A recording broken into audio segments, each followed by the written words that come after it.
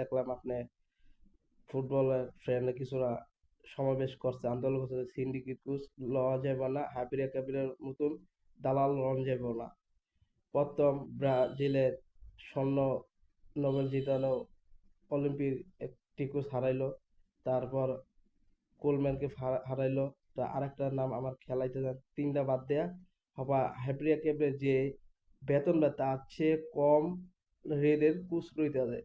তেরে সিন্ডিকেট হাত না, ওই যে 4 জন সদস্য বানাইছে কোচের সিবি দেখার জন্য, এই 4 জনের সিবি দেখার জন্য বানাইছে, ওই শালার কি যোগ্যতা আছে যে ফুটবলে বাংলাদেশে কিছু দিছে?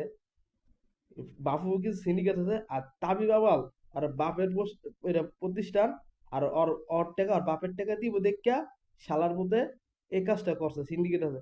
শোন, এটার শুরু আছে আবার শেষ হয়েছে। এই যে তত্ত্বাবধায়ক সরকার আগে ইউনূসের আমলে যে ক্রীড়ামন্ত্রী ছিল আসিফ ভুইয়া, তিনি মোটামুটি ফুটবলের গুছিয়ে নিয়ে মোটামুটি আসছে। আমি কি আর সাপোর্ট দেই না? আর তোরা কি করতে হতো? এই সরকারের দল আর ক্রীড়ামন্ত্রী, সরকার চাইলে ক্রিকেট ফুটবল উন্নতি করতে পারে, দালাল কোনো পরিচয় দিতে পারে না। তাই কি করতে হবে? এরা 24 তারিখে তারা নতুন কোচের নাম ঘোষণা করে, দেখা যাক কি করে। আর যারা ফুটবল লাভার আছে তারা কি করে দেখা যাক, ইনশাল্লাহ।